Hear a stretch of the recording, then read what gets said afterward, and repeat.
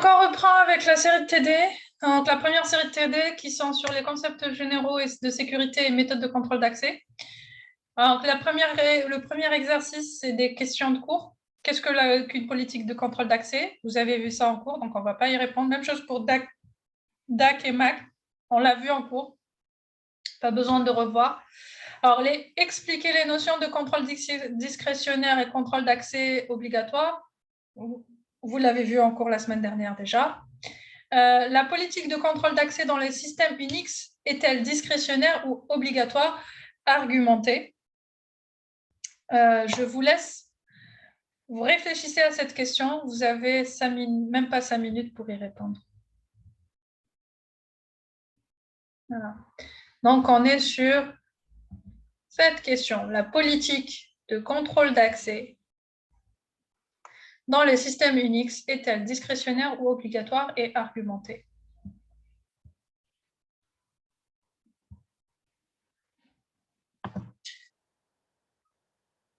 Alors, la réponse. Qui veut répondre? Est-ce que c'est un contrôle d'accès discrétionnaire ou un contrôle d'accès obligatoire?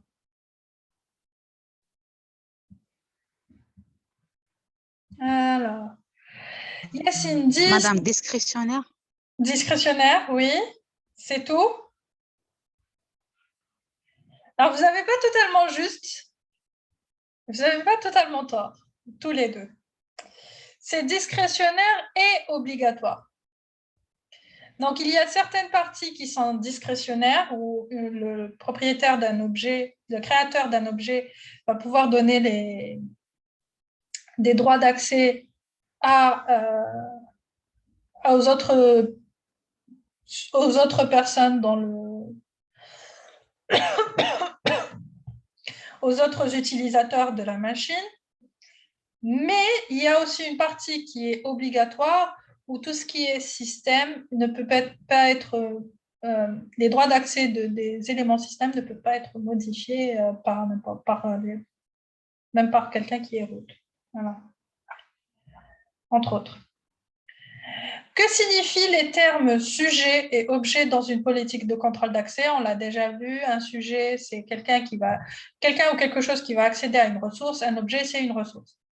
Qu'est-ce qu'une politique de contrôle d'accès cohérente? On l'a vu aussi en cours, il suffit de revoir. Passe à l'exercice 2. Dans l'exercice 2, on vous dit le sujet S1 a droit de lecture et d'exécution sur le fichier toto.exe. Le sujet S2 peut exécuter toto.exe, lire et écrire le fichier tata.txt. Enfin, S1 a un droit de lecture sur le fichier tata.txt. On vous demande de modéliser la matrice de contrôle d'accès qui représente ces autorisations. Je vous laisse le temps de le faire. 2 minutes, 3 minutes, 3 minutes.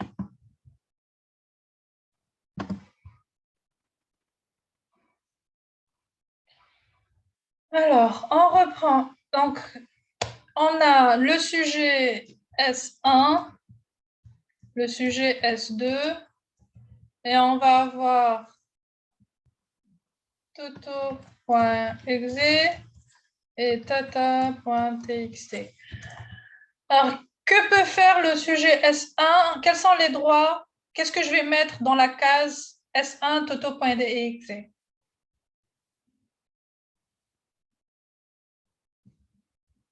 Rx, oui, tout à fait.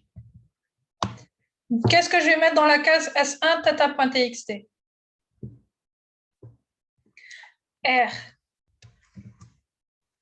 Tout à fait. Maintenant, dans la case S2, toto.exe. X. Et dans la dernière case, RW. Tout à fait.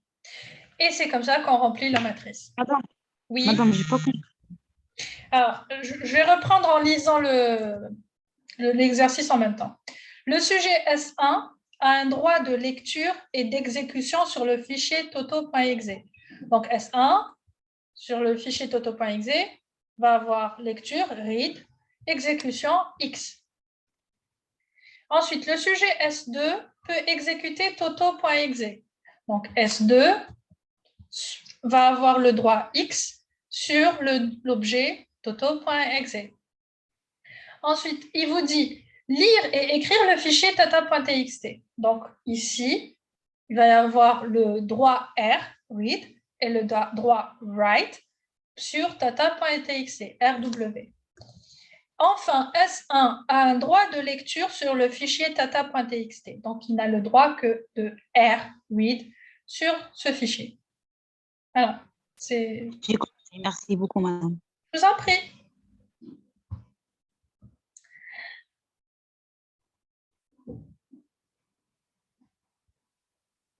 On passe ensuite à l'exercice 3. Donc, l'exercice 3, on vous dit, je vais faire le premier exemple de l'exercice 3 et je vous laisse faire les suivants. D'accord ? On vous dit, on considère un treillis de label de confidentialité construit à partir de 4 niveaux de sécurité, top secret, domine secret, qui domine confidentiel, qui domine non confidentiel. Et 3 catégories de sécurité, A, B et C. Dans les exemples ci-dessous, spécifiez quels sont les modes d'accès, observation ou altération permis suivant le modèle de Bell-LaPadula. On suppose que le contrôle d'accès discrétionnaire ne refuse pas l'accès. Donc, Monsieur V, ayant pour label top secret AC, veut accéder à un document ayant pour label secret BC. Donc, je vais juste monter ça. Donc, on vous dit, monsieur, on va voir, on a top secret, domine secret. Maintenant, si on dit comme quoi l'habilitation du sujet est supérieure à la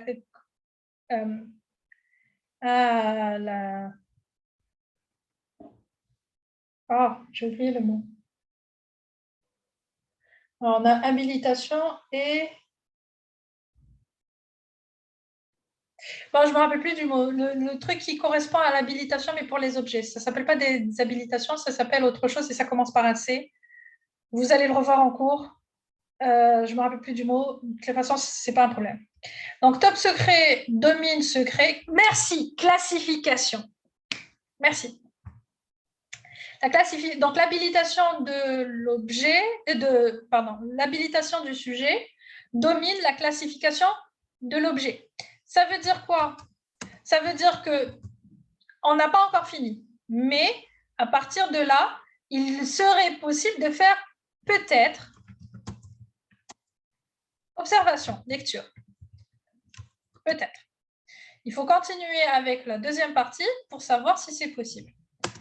Ensuite, on va vérifier les compartiments. Donc, le compartiment du sujet, il n'y a aucune inclusion dans un sens ou dans l'autre.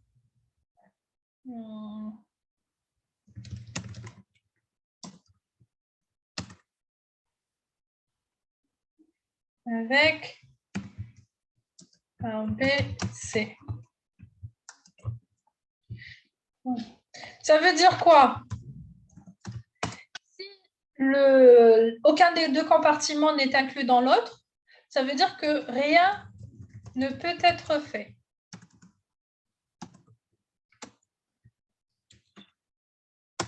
Bon, puisqu'on a observation ou rien,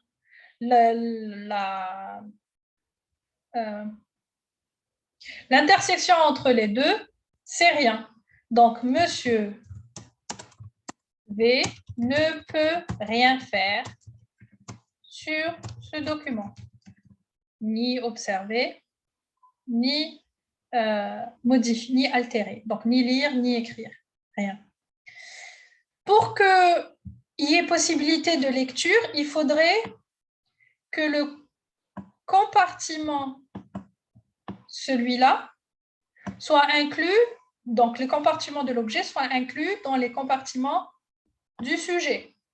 Pour qu'il puisse y avoir écriture, il faudrait que le compartiment du sujet soit inclus dans le compartiment de l'objet, mais toujours en vérifiant les habilitations avec les classifications. Donc, vous avez eu le premier exemple. Maintenant, à vous de faire le reste. Il y en a 4 autres. Je vous laisse 5 minutes et vous me donnez le résultat pour chacun d'entre eux. Alors, on va commencer à répondre dans la même idée. On a Monsieur W ayant pour label confidentiel veut accéder à un document ayant pour label confidentiel C, confidentiel BC. Alors, confidentiel et confidentiel sont de même niveau. Yes.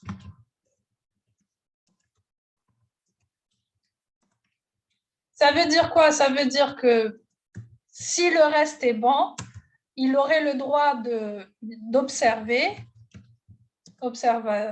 observation et d'altération.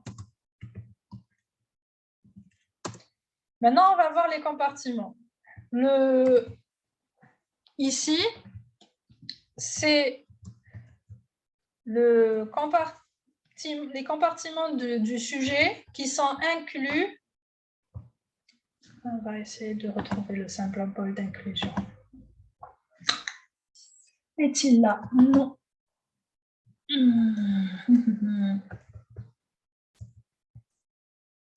Oui, non, dans l'autre sens. Non, ça c'est une intersection.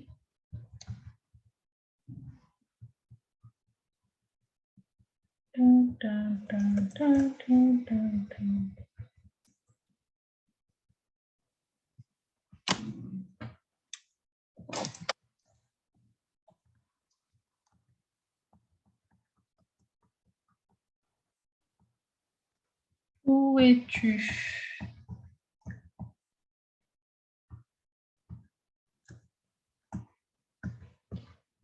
Inclusion. Where are you? Not here. Bon, voilà, merci. C'est gentil.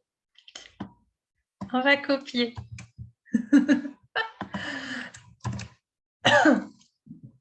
Est inclus dans BC. Donc, dans l'ensemble avec les éléments BC. Donc, qu'est-ce que j'ai dit? J'ai dit que si c'est les compartiments du sujet qui sont inclus dans les compartiments de l'objet, ça veut dire que qu'est-ce qui peut se faire? Lecture ou écriture? Écriture. Yes. Donc, altération. Donc, en faisant l'intersection entre les deux, Monsieur W peut altérer le document. Seulement. Il ne peut pas le lire. Maintenant, on passe au suivant. On a Monsieur X qui a pour label secret C, veut accéder à un document pour label secret C. Ça veut dire quoi? On sait que secret est égal à secret, donc c'est le même niveau. Si on a le même niveau, ça veut dire que l'altération et l'observation sont autorisées. Et on a les compartiments C.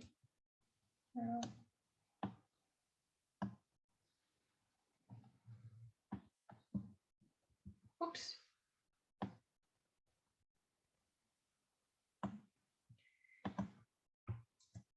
Est égal, donc le compartiment de l'objet est égal au compartiment du sujet. Ça veut dire qu'il y a possibilité de faire lecture-écriture.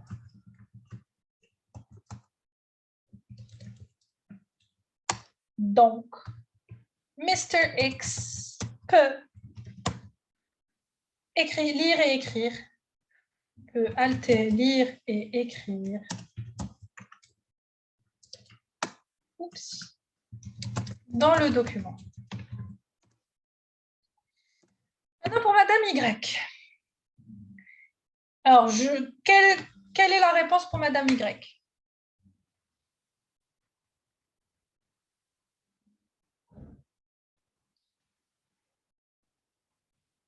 Lecture. Yes. Madame Y ne peut faire que de l'observation. Pourquoi? Parce que top secret et domine confidentiel, donc il n'y a que là l'observation qui est possible, et le compartiment de l'objet, avec l'élément juste A, est inclus dans les compartiments du sujet. Donc, observation possible. L'écriture n'est pas possible aussi. N'est pas possible. Maintenant, le dernier, Madame Z ayant pour label non confidentiel l'ensemble vide, veut accéder à un document ayant pour label confidentiel l'ensemble avec élément B. Que peut faire Madame Z? Ni lecture, ni écriture. Elle peut faire alors, il y a deux personnes qui ont dit la bonne réponse. Ben Serraj et j'ai vu la bonne réponse juste avant. Et Khatir, vous avez tous les deux raison, il peut faire une écriture seulement. Elle peut faire une écriture seulement. Pourquoi? Non confidentiel et dominé par confidentiel. Donc, ce serait vers le haut. Donc, possible écriture.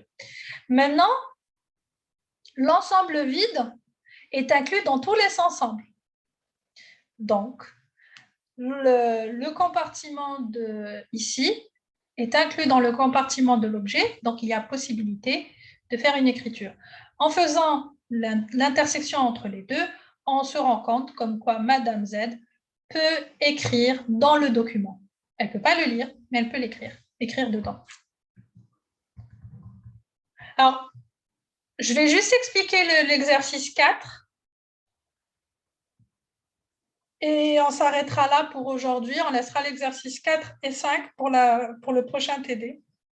Donc, on considère un système d'information médicale qui contrôle les accès aux dossiers et ordonnances des patients par les docteurs et infirmières. La politique de contrôle d'accès est la suivante. Les docteurs peuvent lire et écrire les dossiers et les ordonnances des patients. Les infirmières peuvent lire et écrire les ordonnances. Elles ne peuvent pas lire les dossiers des patients, mais peuvent y ajouter des informations. On considère les droits d'accès R pour observation seulement, W pour observation et altération, et A pour altération seulement. Écrire la matrice de contrôle d'accès correspondant à la politique de contrôle d'accès décrite précédemment en utilisant les trois droits d'accès R, W et A. Donc, on fait une matrice comme on a fait dans l'exercice 1. Ensuite, montrer que l'on ne peut pas définir un treillis de labels de sécurité qui permettent de représenter cette matrice de contrôle d'accès dans le modèle Bella-Padula. Ça veut dire que si on veut montrer que quelque chose n'est pas faisable, on va essayer de fonctionner par l'absurde. Donc, on va dire que c'est faisable. Si c'est faisable, on va dire que chaque sujet a un label et chaque objet a un label. Ensuite, on va faire les relations entre les différents labels.